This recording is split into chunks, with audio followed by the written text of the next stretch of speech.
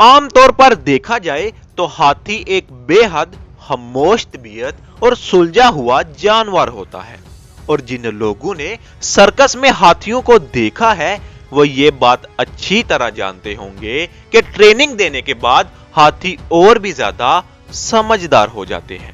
لیکن سوچئے اگر ان ہاتھیوں کو سرکس کی جگہ لوگوں کو مارنے کی ٹریننگ دی جائے تو کیا ہوگا؟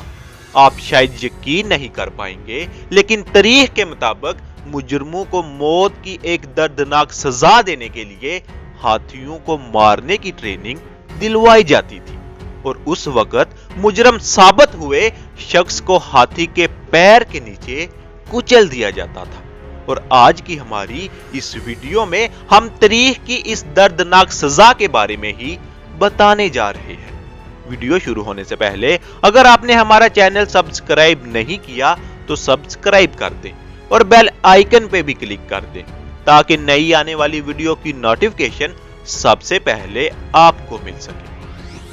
اگر ہم تاریخ میں جھانکیں تو پائیں گے کہ ہاتھی کے پیر سے کچل کر موت کی سزا دینا سن 323 میں الیگزینڈر دی گریٹ کی موت ہو جانے کے بعد سے شروع ہوا تھا۔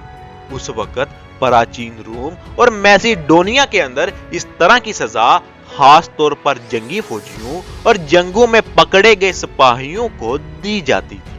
بیبیلون شہر کے جنرل لیسیوس کا ماننا تھا کہ یہ سزا عام لوگوں کے سامنے ہی دی جانی چاہیے تاکہ دوسرے لوگ اس سے سبق حاصل کر سکیں۔ اس لیے لیسیوس عام لوگوں کے سامنے ہی مجرم ثابت کیے گئے شخص کو بڑے بڑکم ہاتھیوں کے جھنڈ کے بیچ پھینکوا دیتا تھا، جہاں وہ ہاتھی اس شخص کو اپنے پیروں کے نیچے کچل کچل کر مار دیتے تھے۔ لوسیس کا ماننا تھا کہ اس سے نہ صرف لوگوں کو سبق ملے گا بلکہ سپاہیوں میں بھی ڈسپلن بڑھ جائے گا، اور اسی لیے اس وقت لوگوں کو یہ سزا دینا بے حد عام ہو گئی تھی۔ ایسا بالکل بھی نہیں ہے کہ صرف ویسٹ کنٹریز میں ہی لوگوں کو اس طرح کی سزا دی جاتی تھی، بلکہ ایشین ممالک میں بھی اس طرح کی سزا کا ہونا ویسٹ کنٹریز کے مقابلے بہت زیادہ تھا۔ تاریخ اس بات کی گواہ ہے کہ ایشیا کے کچھ ممالک میں یہ سزا 19ویں صدی کی شروعات تک دی جاتی تھی، اور ایشیا کے ان ممالک میں یہ سزا دینا تب بند ہوا جب یورپین نے یہاں اپنا قبضہ کرنا شروع کیا۔ بتایا جاتا ہے کہ ایشیا کے ان ممالک میں ہاتھی سے موت دینے کے کئی الگ الگ طریقے ہوتے تھے۔ اب بات کرتے ہیں برصغیر کے اس بڑے حصے ہندوستان کی جب پاک و ہند کا بٹوارا نہیں ہوا تھا۔ یہاں یہ سزا چوروں، قاتلوں، جنگ میں پکڑے گئے قیدیوں اور یہاں تک کہ ٹیکس کی چوری کرنے والوں کو بھی دی جاتی تھی۔ بتایا جاتا ہے کہ اس دور میں کوئی شخص کوئی سنگین جرم کرتا تھا تو اسے اس طرح کی سزا دینا عام بات تھی۔ دراصل سکاٹ لینڈ کے رہنے والے الیگزینڈر ہیملٹن نام کے ایک سمندری پائلٹ نے سن 1700 کے آس پاس ہندوستان کا سفر کیا، اور اس دور میں اس نے ہندوستان کے اندر جو بھی دیکھا اس کے اوپر ایک کتاب لکھی۔ اپنی اس کتاب میں اس نے ہندوستان کی کئی اچھی اور بری چیزوں کے بارے میں لکھا، جس میں انسانوں کا ہاتھی کے پیر کے نیچے کچلا جانا بھی شامل تھا۔ انہوں نے اس کتاب میں بتایا کہ مجرم ثابت ہوئے لوگوں کو ایلیفینٹ گارڈن میں بھیج دیا جاتا تھا۔ سننے میں یہ نام بھلے ہی کافی اچھا لگتا ہے، لیکن اصل میں یہ جگہ کسی جہنم سے کم نہیں تھی۔ ایلیفینٹ گارڈن ہی وہی جگہ تھی جہاں لوگوں کو ہاتھی کے پیر کے نیچے کچلا جاتا تھا۔ الیگزینڈر نے بتایا کہ اس دور میں ہندوستان کے اندر مغل سلطنت کا دور تھا، اور مجرموں کو اس طرح کی سزا دینا مغلوں کو بہت لطف دیتا تھا۔ مجرم کا جرم جتنا سنگین ہوتا تھا اتنی ہی دردناک سزا اس کو دی جاتی تھی۔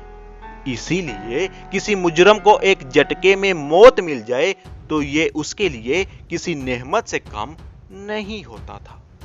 अलेक्जेंडर बताते हैं कि हाथी के ऊपर उसको कंट्रोल करने वाला एक आदमी बैठा होता था, जिनको महावत के नाम से जाना जाता था। ये महावत हाथियों को ऐसी ट्रेनिंग देते थे कि हाथी इनके हर हुक्म को बजा लाते। महावत के हुक्म पर ये हाथी उस मुजरम को अपनी सूंड में उठाकर हवा में उछालकर पटकने लगते थे। यहां तक कि महावत हाथी को उस शख्स के ऊपर जितना दबाव बनाने का कहता था, हाथी उस मुजरम पर उतना ही दबाव बनाता था। शहंशाहों का जो भी हुक्म होता था, महावत उसी ही हिसाब से उस मुजरम को सजा देता था। अलेक्जेंडर ने यह भी बताया कि अगर किसी मुजरम को जल्दी मारने का हुक्म होता तो महावत हाथी को एक ही बार में उसके सर पर वजन डालने का हुक्म देता था। इससे उस मुजरम का सर किसी तरबूज की तरह फट जाता था। और अगर किसी मुजरम को तड़पा तड़पा कर मारने का हुक्म होता तो महावत उसके जिस्म की एक एक हड्डी हाथी से तुड़वा देता था, जिसके बाद उस मुजरम को वहीं मरने के लिए छोड़ दिया जाता था।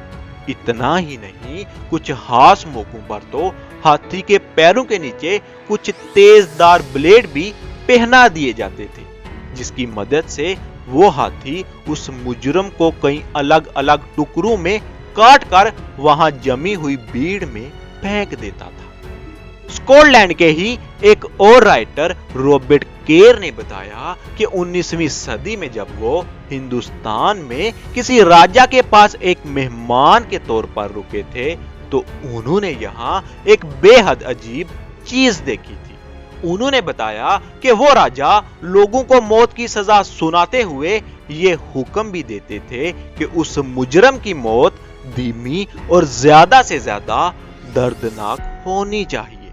ऐसा बिल्कुल भी नहीं था कि यह सब हिंदुस्तान में ही होता था, बल्कि पूरी दुनिया के ममालिक में इस तरह की सजा आम थी।